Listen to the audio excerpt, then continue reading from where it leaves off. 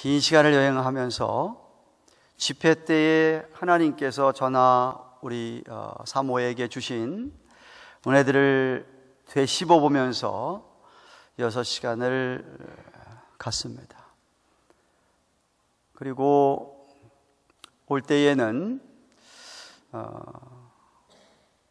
봉해 끝나고도 그랬지만 많은 분들이 집회 때에 받은 은혜 말씀 좋았다고 하시는 분들, 은혜를 많이 받았다고 하는 분들이 많아서 다시금 이 한 5번의 설교를 이렇게 집약을 해서 요약을 해서 또 안민 장로님께서 약간 미스한 성경 구절들을 같이 나누면서 복습을 했으면 좋겠다라는 생각이 들어서 오늘 그런 말씀을 여러분과 나누기를 원합니다. 여러분들도 지난 주말에 집회 때 은혜를 많이 받으셨겠지요, 그죠? 네, 아멘 좀 하시라고 그때도 얘기하셨는데 여전히 못하시네. 네. 일주일 지난 다음에도 잘 기억을 하고 있는 줄로 믿지만 많은 분들이 또 잊었을 것 같아서 다시 한번 여러분과 함께 나누기를 원합니다. 첫날 금요일 첫째 날 저녁 집회 때에 마지막 사명 광야의 찬송이라는 제목으로 모세가 광야 40년을 거의 다 마치고 가나안 땅을 저 앞에 둔 채 모압 땅에서 자기는 거기를 못 들어가지만 하나님께서 그에게 마지막까지 내가 그 백성에게 들려줄 노래를 하나 지어서 부르라 라고 하는 명령을 받고 지은 노래가 신명기서 32장의 노래였습니다.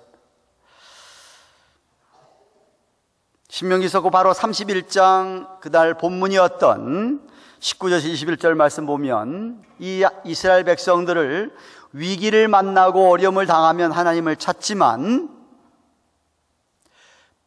배부르게 되고 잘 살게 되고 살찌게 되면 하나님을 멸시하고 하나님의 언약을 어길 거라고 그렇게 말씀하시면서 바로 이 노래가 그 증인이 될 거다, 윈네스가 될 거라고 말씀을 하였습니다. 사실 모세의 여정은 힘들었습니다. 그는 태어날 때부터 기구한 인명 속에 태어났지요. 부모에게 버림을 받고 나일강에 띄움을 받는 갈대 상자 안에 하나님의 섭리로 말미암아 바로왕의 공주가 떠내려가는 갈대 상자를 꺼내서 아들로 살다가 그러다가 자기가 히브리인 것을 알고 정체성을 아는 가운데 히브리인이 그 애굽의 사람들에게 어려움을 당하는 것을 보고 복수하겠다고 한번 쳐 죽이는 바람에 나오게 되는데 나와서 미디안 광야에서 40년을 훈련을 받게 됩니다. 그리고 80세가 되어서 하나님께 부르심을 받습니다. 이 백성을 데리고 출애굽해라. 그래서 그는 나는 말도 잘 못하는데 어떡하느냐고 그렇게 했을 때 하나님께서 아론 형까지 붙여주면서 사명을 주었을 때에 그는 그 사명을 감당했습니다. 그리고 백성들을 데리고 출애굽을 하고 광야 40년을 오면서도 어려운 일이 많았습니다. 정말 억울하고 분한 일이 많았습니다. 그 백성들이 자기를 향하여서 그렇게 원망하고 그러는 바람에 분한 일도 참 많았습니다. 그리고 자신은 한 번 성질 부리는 바람에 하나님께서 반석을 명해서 물을 내라라고 했는데 반석을 치는 바람에 그는 가나안 땅에 들어가지 못하게 되는 어려움을 만나게 됩니다만은 그럼에도 불구하고 가나안 땅 그렇게 가고 싶은 가나안 땅을 눈앞에 놓고도 마지막으로 하나님께서 모세에게 하시는 말씀은 노래를 지어 불러라. 그러자 모세는 정말 얼마든지 하나님을 원망하고 불평하고 하나님 앞에 따지고 불순종할 수 있었지만 아무 말도 안 하고 잠잠히 노래를 지어서 부릅니다. 그것이 그의 마지막 사명이었습니다. 이처럼 우리도 하나님의 부르심이 있는데 하나님의 부르심을 따라 마지막까지 사명을 감당해야만 합니다. 마지막까지 숨이 있는 동안까지 그 사명 감당하고 하나님께 노래를 불러야 합니다. 신명기 32장 모세의 노래를 안민 총장이 세 절로 돼 있다, 세 단락으로 돼 있다라는 말을 했습니다. 그 첫 번째 단락은, 첫 절은 하나님이 누구신가를 노래하는 단락인데 32장 1절부터 14절까지를 말씀하시는 것이었습니다. 하나님이 누구냐? 그 백성들 430년 동안 애굽에서 노예 생활하는 그들을 이끌어내셔서 건져주셔서 출애굽하게 하시고 광야 40년을 잘 인도하시고 지켜주신 분이 바로 여호와 하나님이다. 그런 하나님이다. 능력의 하나님이다. 기적을 베푸신 하나님이다. 그들의 대적을 물리치신 하나님이다 라는 노래를 부르는 것이었습니다. 이런 분은 세상에 없다. 어떤 신도 이런 하나님 같은 분이 없다. 제가 어제 한글날 교회 우리 교회 생사가 있어서 애국가를 부르는데 동해물과 백두산이 마르고 닳도록, 그 다음이 뭐죠? 네, 하나님이 보호하사잖아요, 그죠? 네, 하느님이 보호하사라고 돼 있더라고요. 그러니까 잘못됐다고 제가 얘기했어요. 하느님은 천주교에서 쓰는 성경책 하느님으로 되어 있습니다. 하느님은 그냥 저 하늘에 계시는 그냥 어느 한 사람. 옛날에 우리 조상들이 장독에다가 물 떼어놓고 하늘에 계시는 어느 신이든지 불러내시는, 하늘에 그냥 계시는 어떤 분이란 이야기지만, 우리가 믿는 우리 하나님은 하나님이란 오로지 유일무이하신 하나님 같은 분이 세상에 아무도 없다라는 뜻에서 하나님이 맞습니다. 이런 하나님이, 그 하나님이 모세를 부르시고 우리를 부르셨다 이 말입니다. 그냥 부르신 게 아니라 부르시고 사명을 주셨다 이 말입니다. 사명을. 그게 32장 노래의 1절 첫 단락이었습니다. 둘째 단락은 그러면 내가 누군가를 기억하라. 신명기서 32장 15절부터 25절에 있는 한 단락. 내가 누구인가, 우리가 누구인가, 이스라엘 백성이 누구인가를 노래하는데 한마디로 얘기하면 이 망할 백성이라는 겁니다. 그렇게 하나님께서 놀라운 기적을 베푸시면서 출애굽을 해주셨는데도 불구하고 그런 애를 홍해가 자기들 앞에서 쫙 갈라지는 모습을 보고 그 감동 속에서 홍해를 지났고 뒤에서 쫓아오는 수많은 바로의 군대는 이스라엘 백성들 마지막 건너자마자 물이 합쳐서 다 수장을 당하는 이런 기적을 보고 건넜음에도 불구하고, 야, 이런 하나님이 우리를 이렇게 건져주셨구나라고 생각하면 최소한 그 은혜가 한 달을, 두 달, 세 달은 가야 할 텐데 며칠 갔다고요? 3일. 딱 3일 지나자 불평하고 원망합니다. 목마르다 이거예요. 물 달라 이거예요. 왜 물이 이렇게 쓰냐 이거지.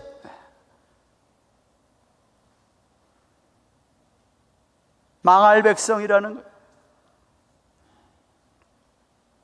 어떻게 그렇게 금방 잊어버리고 하나님을 향하여 불평하고 원망하느냐는 말입니다.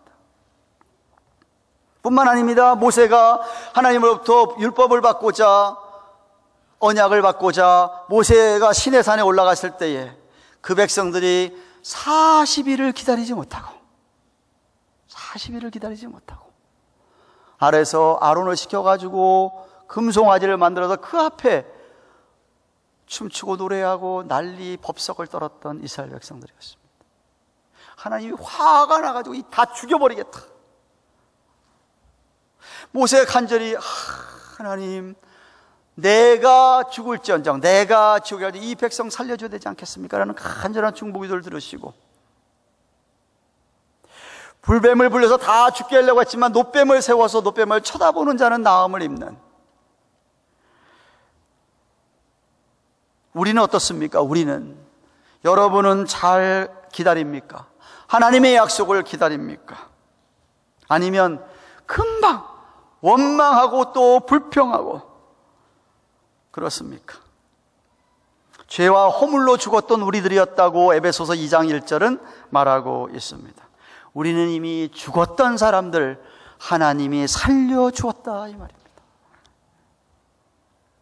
노래 32장 노래 제3절 3단락은 26절부터 47절까지인데 그런 백성임에도 불구하고 이렇게 망할 백성임에도 불구하고 그 백성들이 돌이키기만 하면 애통하고 회개하고 다시 하나님을 찾기만 하면 우리 하나님이 다시 회복시켜 주신다 라는 노래입니다. 그래서 그들이 만난 어려움 속에 또다시 하나님께서 그들을 건져주시고 대적들을 물리쳐 주시는 하나님. 우리 하나님은 공의 하나님이시만 또한 사랑의 하나님이시기 때문에 하나님 앞에 나와서 그렇게 애통하고 회개하고 돌이키며 하나님을 찾는 자들에게 하나님은 자비를 베푸시는 분이라, 긍휼을 베푸시는 분이라. 그래서 이 모세의 노래는 믿음의 노래요, 소망의 노래요, 사랑의 노래라고 그렇게 말씀을 했습니다. 우리도 마지막까지 하나님을 향한 이런 믿음과 사랑과 소망의 노래를, 찬양을 드리라고 했습니다. 아니, 부르심을 받았으면 부르심을 받은 대로 세상을 향하여서 우리가 세상의 믿음의 사람, 소망의 사람, 사랑의 사람이 되라고 했습니다. 교회가, 성도들이 소망 없이 살아가는 제 세상을 향하여서 소망을 주는 성도가, 소망을 주는 교회가 되어야 된다. 제발 좀 내용이 있는 성도들이 되라, 질이 있는 성도들이 되라, 내용이 있는 교회가 좀 되자라고 권면했습니다. 그렇기 때문에 저와 여러분들도 정말 첫째는 하나님이 누구신지를 좀 알고, 그리고 내가 누군지를 좀 깨닫고, 그럼에도 불구하고 하나님께서는 우리가 돌아가며 하면 두 팔 안고 정말 벌리고 우리를 감싸 안으시며 자비를 베푸시고 긍휼을 베푸시는 그 하나님, 그 하나님을 우리가 찬양하며 부르신 부름에 따라 죽기까지 사명을 감당하는 은혜가 있기를 축원합니다.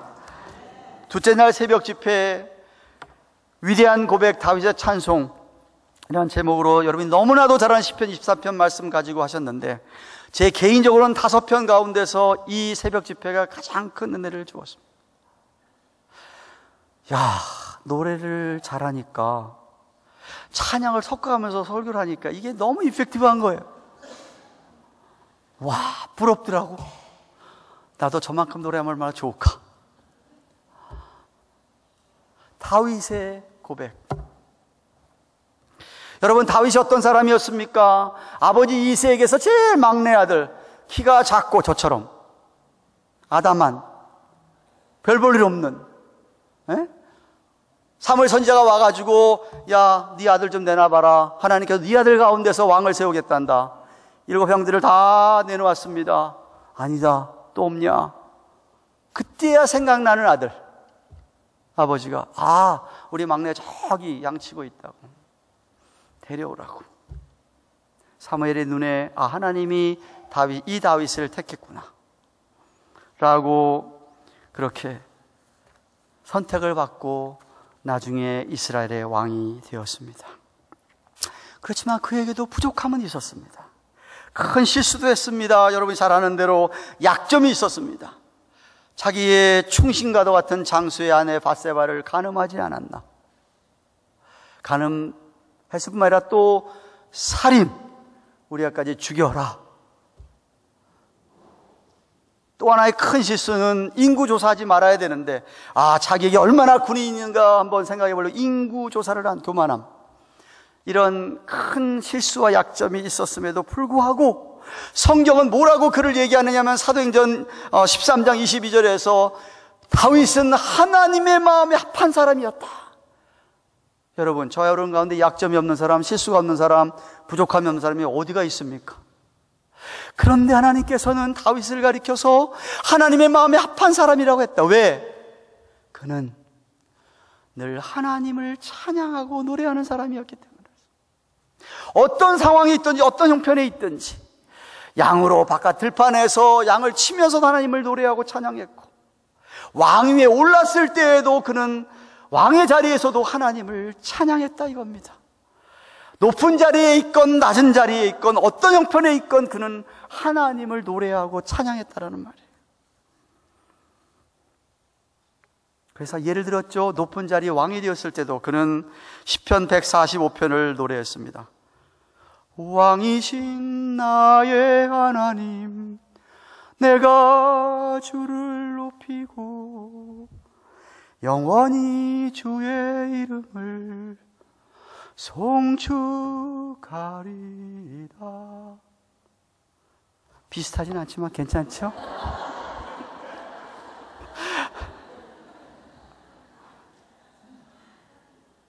노래했어요. 근데 그때만 노래한 게 아니에요. 그때만 노래한 게 아니에요. 들에서 양치면서 아무도 자기를 알아주지 않아, 아무도 날 안 알아주는 그런 때에도 그는 하나님께 노래했고, 아니 더 나아가서 나단 선지자가 대면했지요. 왕이여, 당신이 큰 죄를 졌다는 지적을 받고는, 가늠한 죄에 대한 지적을 받고는 그는 신하들을 다 물러가게 하고 애통하며 눈물을 흘리며 찬양을 했습니다. 정결한 마음 주시옵소서. 오 주님, 정직한 영을 새롭게 해 주소서. 나를 주님 앞에서 멀리하지 마시고 주의 성신을 거두지 마소서.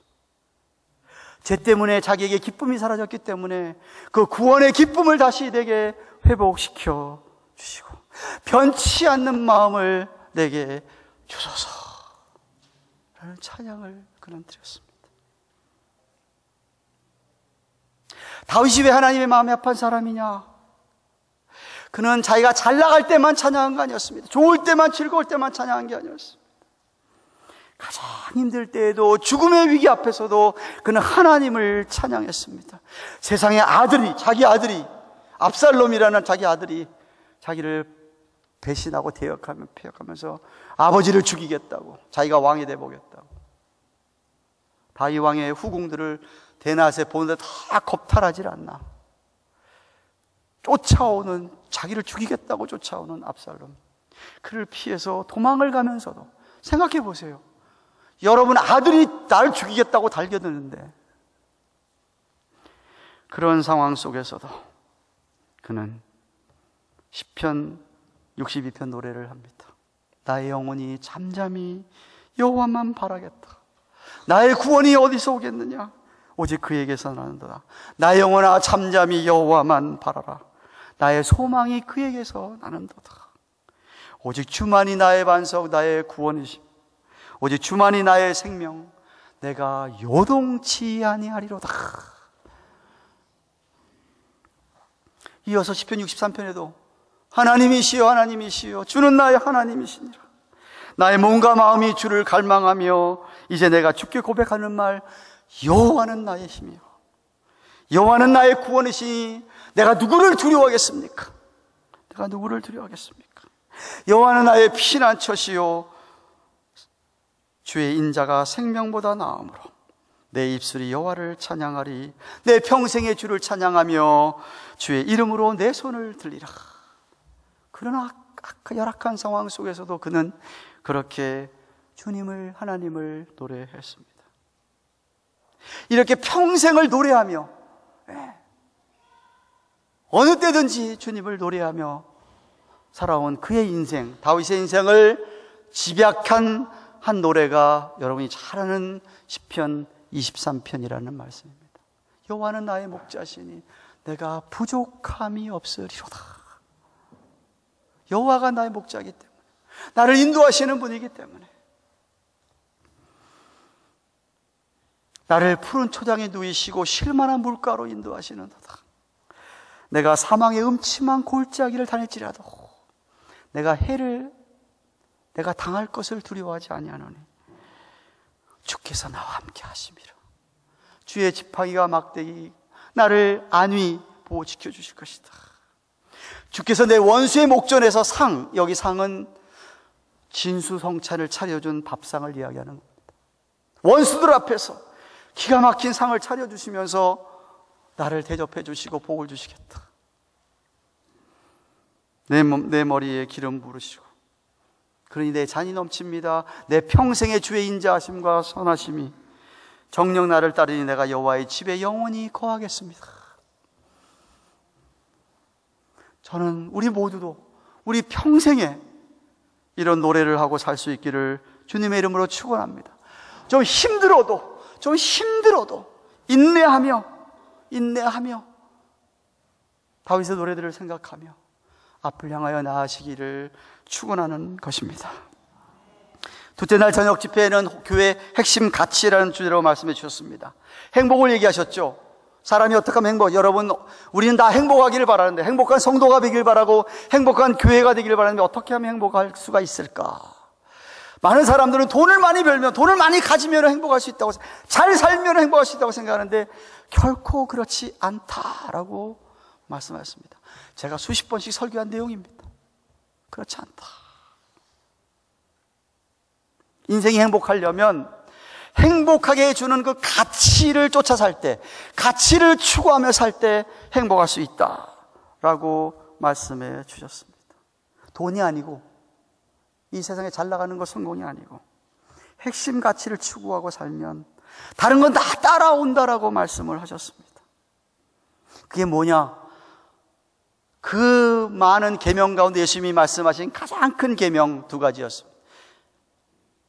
마태복음 22장 30절에서 40절에 있는, 우리 하나님을 마음과 뜻과 목숨과 정성 모든 것 다 힘을 다해서 사랑하고 내 이웃을 내 몸같이 사랑해라. 그렇게 사랑해라.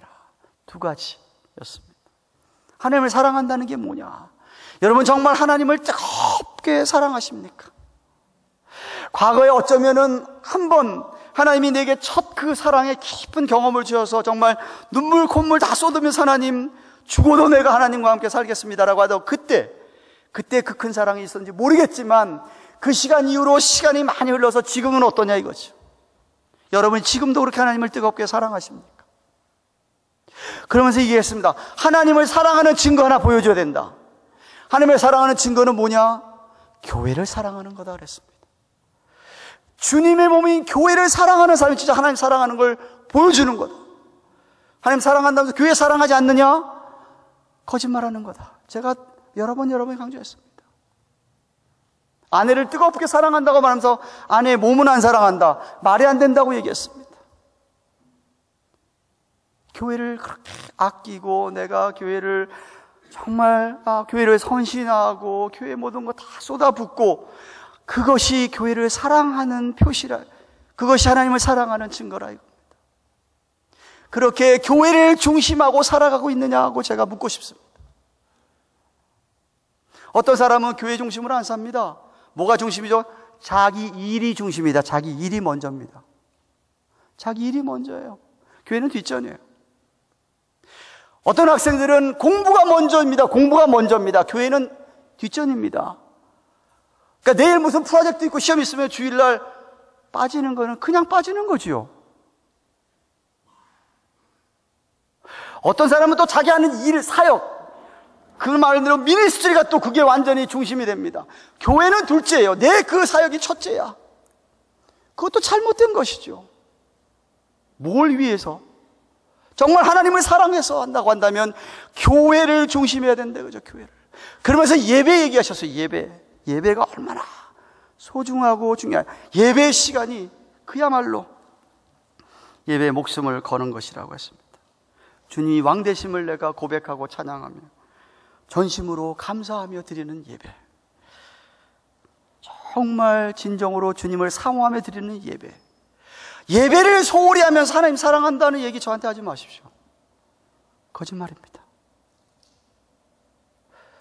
교회를 사랑하지 않으면서 하나님 사랑한다고 얘기하지 마십시오. 하나님을 그렇게 사랑하고 그 다음에 이웃을 사랑하는 걸 얘기하셨습니다. 그런데 제가 하나 그때 딱 안민 총장이 하는 얘기 가운데 안민 총장이 이야기하는 이웃의 데피니션은 들어보니까 우리가 이 세상 모든 사람들을 다 사랑할 수 없기 때문에 자기와 가장 가까운 사람들을 그렇게 사랑하라는 얘기였어요. 우선은 가족들을 그렇게 사랑하고, 하나님 사랑하기 때문에 가족들 그렇게 사랑하고, 그 다음에 내 교우들을, 한 교회에서 신앙생활하는 교우들을 그렇게 사랑하고, 이웃, 내 옆집에 있는 사람들, 이웃 부딪히는 사람들을 사랑하는 거예요. 그것을 가장 큰 두 가지의 핵심 가치를 말씀하셨던 거예요. 그러면서 이야기했습니다. 자기가 손봉호 교수의 책을 읽다가 자기 머리를 땅 쳤다. 왜? 사랑은 의지다. 그 얘기 하셨어요. 오래전에 제가 한 얘기입니다. 사랑은 감정이 아니에요. 아가페라고 하는 감정이 아니에요. 내가 기분 좋아서 하는 사랑, 그거 얘기하는 것 아니에요. 아가페 사랑.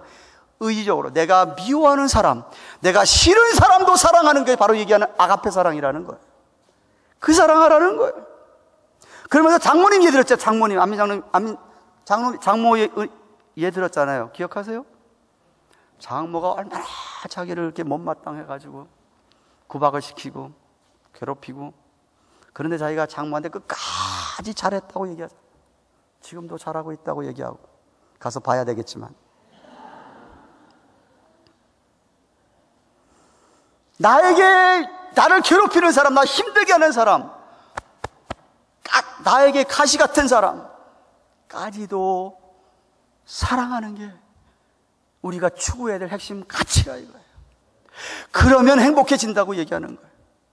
하나님을 그렇게 사랑하면서 교회를 사랑하고 예배에 목숨 걸고, 정말, 그리고 내 가까이 있는 사람들, 내 가족을 비롯해서 우리 교우들과 우리 이웃들을 그렇게 사랑하는 그 가치, 그것을 그렇게 살면 행복이 저절로 찾아온다 이 말입니다.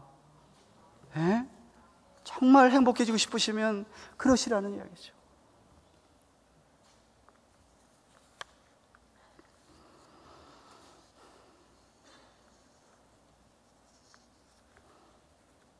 셋째로, 주일날 아침 1부 예배 때는 나의 찬송을 부르라 라는 주제로 말씀해 주셨습니다.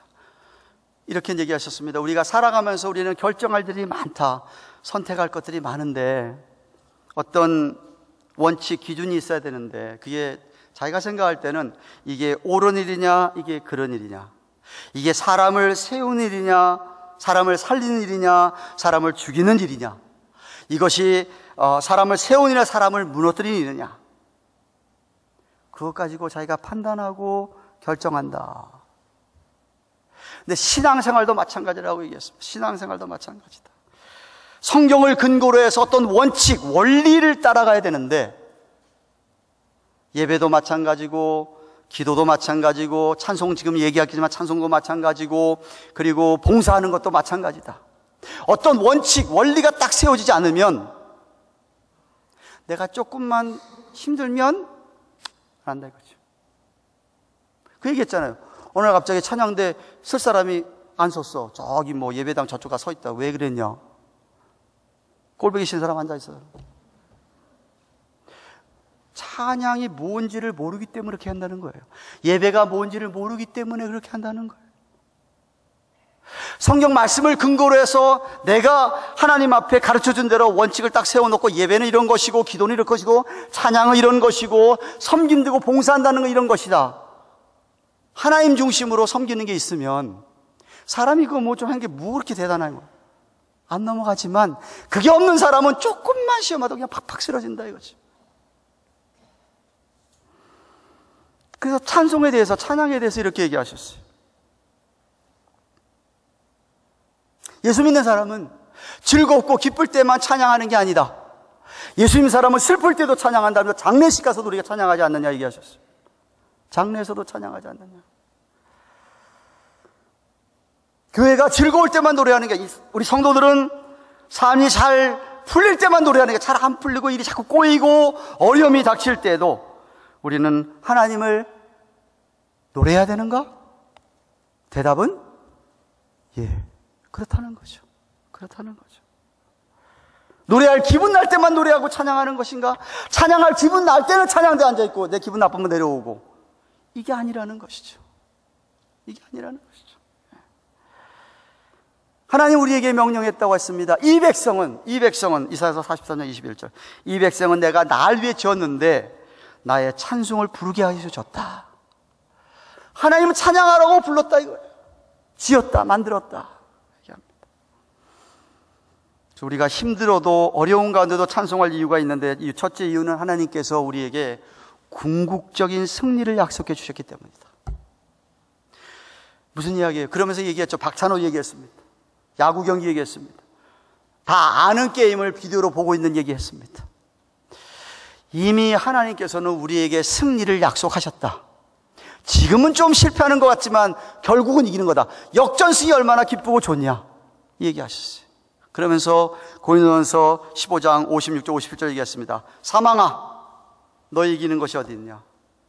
사망아, 내 쏘는 게 어디 있느냐?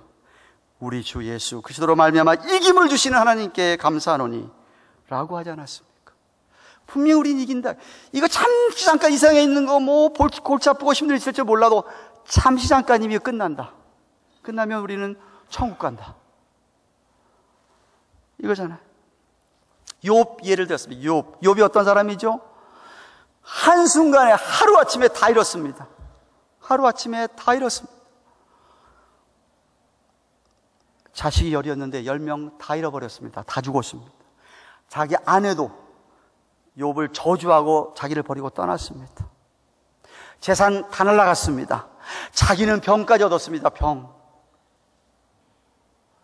그런데 그런 욥이 한 고백을 들어보라. 욥기서 1장 21절 하반절에 주신 자도 여호와시요 취하신 자도 여호와시니 여호와의 이름이 찬송을 받을지어다. 이러니 하나님이 욥을 기뻐하지 않겠느냐는 말이에요. 이러니 하나님이 욥을 기뻐하지 않겠어. 그러니까 나중에는 배로 받았잖아요. 배로 받았잖아요.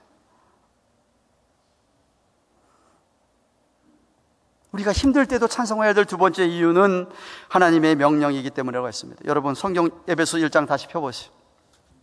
에베소 1장 펴보세요.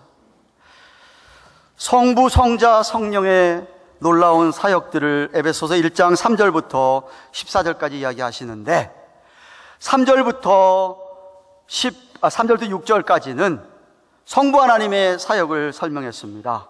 오래전에 그리스도 안에서 우리를 예정하시고 택하시고 부르셔서 우리가 다 하나님의 아들들이 되게 하셨는데 이유는 뭐냐? 성부 하나님이 이렇게 하신 이유는 뭐냐? 6절 하반절에 그의 은혜의 영광을 찬미하게 하려는 것이라 그랬죠. 그렇죠? 그 다음에 7절부터 12절 오늘 읽은 11절 12절까지는 성자 예수님의 사역을 강조하시면서 그리스도께 구속을 얘기하시는데 그 안에서 기업이 되는데 그렇게 한 이유도 뭐냐? 12절에 그의 영광의 찬송이 되게 하려 함이라. 저와 여러분이 하나님의 찬송이 되게 하기 위해서 이제는 기쁨이 되게 하기 위해서 우리 예수님께서 구속하셨다 이거예요. 우리를 더 나아가서 13절부터 14절, 15, 16절까지는 성령 하나님의 인치심을 얘기하시는데 그 인치심 결과로 14절 하반절에 그의 영광을 찬미하게 하려는 것이라 그랬잖아요. 그러니까 우리는 찬양, 찬미할 수밖에 없다는 거예요. 찬양을 해야 된다는 거예요.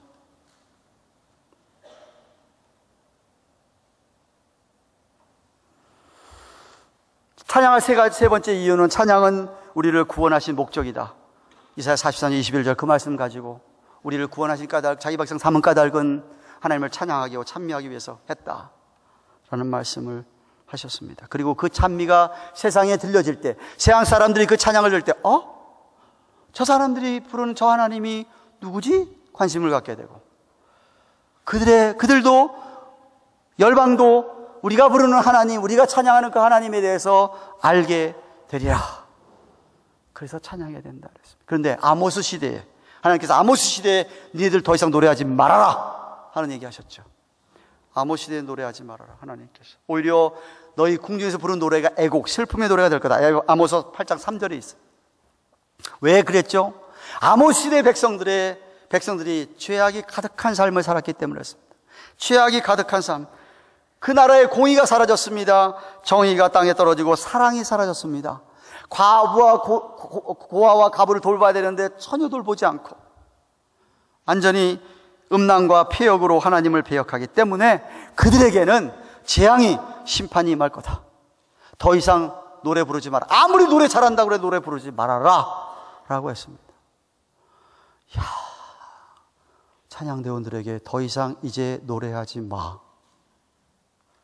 길철민 지휘자에게 더 이상 노래하지 마라는 것만큼 고통스러운 일이 어디가 있겠습니까? 아무리 노래를 잘해도 아무 노래나 부르는 것이 아니라는 것이죠. 하나님이 원하는 노래, 지정곡을 불러야 된다 그랬죠. 지정곡. 하나님이 원하는 노래를 불러야 된다. 하나님의 영광을 위하여 노래해야 된다는 말씀이죠. 중요한 것, 삶으로 노래해야 된다는 것. 삶으로 노래해야 된다. 겉과 속이 같아야 된다 이거죠. 이스라엘 백성들은 겉으로 아름다운 노래 부르는지 모르지만 속은 다 썩었더라 이거죠. 위선이 가득 찼더라 이 말이죠. 노래하지 말아라. 그 노래 역겹다, 듣기 싫다 이렇게 얘기하시는 거예요. 삶으로 노래하죠. 그러면서 찬양의 여러 가지 뜻을 말씀해 주셨습니다. 찬양이라는 단어의 뜻이 첫째는 칭송하다, 칭찬하다는 뜻이다. 하나님이 누군지를 알고 하나님을 칭송하고 하나님을 칭찬하고 그 성품을 노래하는 것을 말하는 것입니다. 하나님을 높이는 것입니다. 둘째는 경외하다는 뜻이 있다. 경외하다. 무릎 꿇고, 하나님의 무릎 꿇고 항복하다. 내 삶의 주인이 내가 아니고 하나님입니다. 항복하다. 그것을 고백하는, 청지임을 고백하는 것이라고 했습니다. 세 번째는 갈채를 보내다, 박수를 치다, 손뼉을 치다, 손을 들어 찬양하는 거다. 이런 말씀하셨습니다. 우리를 위하여 보내주신 그 예수님의 구속의 사랑을 너무나 감사하면서 그 사랑과 그 은혜에 보답하는 것이다. 그 노래에는 감사와 감격이 묻어져 있다. 그 노래는 정말 사랑의 고백이 되어야 된다는 말씀. 그리고 인정하다라는 뜻도 있다. 하나님이 하나님됨을 인정하는, Let God be God. 하나님이 하나님됨을 인정하는 그것이 바로 찬양이라는 뜻이라고 했습니다. 그리고 마지막 주일날 2부 집회 때에는 은혜의 인생 부르심의 삶이라는 주제로 말씀했는데 대부분이 다 40분, 50분가량이 전부 다 그분의 간증이었습니다. 얼마나 어렵게 가난하게 찢어지게 살면서 음대 가려면 돈이 얼마나 필요한데 그런 것 때문에 스트럭을 한 이야기를 쭉 하면서 대학에 들어가서도 고생한 이야기 쭉 하면서 그럼에도 불구하고 하나님이 자신을 지금 이 순간에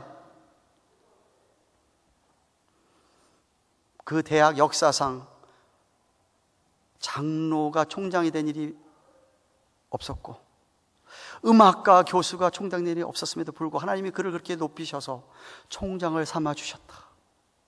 그러면 세계 전역을 다니면서 그렇게 이렇게 하나님에 대한 말씀을 하고 간증을 하고 노래를 하고 그렇게 하나님이 높이신 이유는 뭐냐? 그는 젊었을 때부터 어렸을 때부터 그에게 딱 하나 중심에 잡고 있었던 것이 있는데 그것은 바로 너희는 먼저 그의 나라와 그 일을 구하라. 그리하면 이 모든 것이 더해주겠다. 그 말씀 붙들고 제가 살았기 때문에 그 어려웠어도 힘들었어도 가난한 사람, 나병 환자들, 어려운 사람 돕고 그렇게 살아왔다라는 고백을 들었지 않습니까? 하나님의 나라를 위하여 하나님의 통치가 임하는 나라, 하나님의 의가 드러나는 그런 일들을 위하여서 자기가 온 인생을 걸었을 때 하나님이 그를 그렇게 높여주시더라. 저와 여러분도 마찬가지로 우리가 정말 하나님의 나라와 의를 위해서 산다고 한다면 나머지는 하나님이 책임져 주신다는 것이죠. 책임질 정도가 아니라 더해 주신다는 것이죠. 더해 주신다는 것이죠. 저도 대학교 2학년 때 송구영 씨 집에 받은 말씀이 바로 마태복음 6장 33절 말씀이었습니다.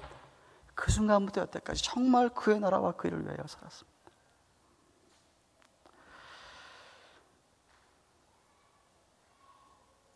하나님의 나라와 의를 위한 생명을 살리고 죽은 사람을 살리고 죽었던 사람, 무너져가는 사람, 상처받고 힘들어하는 사람을 세워주고 하는 이 사역에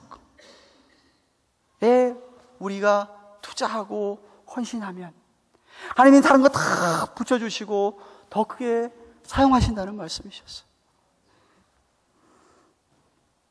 그러므로 우리가 우리 교회가 무엇 때문에 존재해야 되는가를 생각하면서 저와 여러분들은 정말 하나님의 나라와 의를 위하여 이 본질을 잃지 않고 하나님 중심, 성경 중심, 교회 중심으로 나아갈 때 하나님께서 복을 주시고 상을 주실 줄로 믿습니다. 여러분 때가 아니면요, 여러분 자녀들이 복을 받습니다. 자녀들이 복을 받게 되어 있습니다. 틀림없습니다. 확실히 믿고 그런 성도로, 그런 교대로 다음 세대를 향하여서 나아가는 또 25년이 되기를 주님의 이름으로 축원합니다. 말씀했습니다. 딱 이 5편 설교를 딱 종합해서 2가지만 말씀드리면, 여러분 아무리 상황이 열악하고 내 환경이 안 좋고 힘들고 고통스러운 일이 내게 있다 할지라도 우리들의 마음에 하나님을 향한 노래가 있기를 축원합니다. 하나님을 향한 찬양이 있기를 축원합니다. 또 하나는 우리 스스로가 하나님의 영광의 찬송이 되기를 바랍니다. 하나님은 우리를 기뻐하는, 우리 아까 찬양했지만 나 주님의 기쁨 되기 원하네. 우리 가정이 주님의 기쁨 되기 원하고 우리 교회가 주님의 기쁨이 되고 찬송이 되기를 원합니다. 그러려면 우리의 인생의 목적이 분명해야 됩니다. 핵심 가치를 붙들고 늘어져야 됩니다. 하나님을 그렇게 사랑하고 내 옆에 있는 사람은 가까이 있는 사람을 사랑하고, 그리고 정말 그의 나라와 그를 위하여 살면 분명히 우리는 하나님의 기쁨이 되고 영광의 찬송이 될 것입니다. 질이 있는 성도, 내용이 있는 성도가 됩시다. 제가 창립 25년 기념 감사 예배 때 여러분에게 고백했습니다. 제 앞으로 5년 동안의 목회는 질이 있는, 내용이 있는 교회에서 좀 한 단계 업그레이드 해가지고 격이 있는, 품격이 있는 교회가 되자 이거죠. 품격이 있는 교회. 제가 첫 주일날 2020년 2020 첫 주일 설교 제목입니다. 좀 품격이 있는 목사, 좀 우리 교회 장로님들, 품격이 있는 장로님들, 권사님들, 품격이 있는 권사님들, 성도들 좀 격이 있는 성도들이 되어야죠. 부러워하는, 정말 가보고 싶은 그런 애가 우리 모두에게 있기를 주님의 이름으로 축원합니다. 기도하십시다.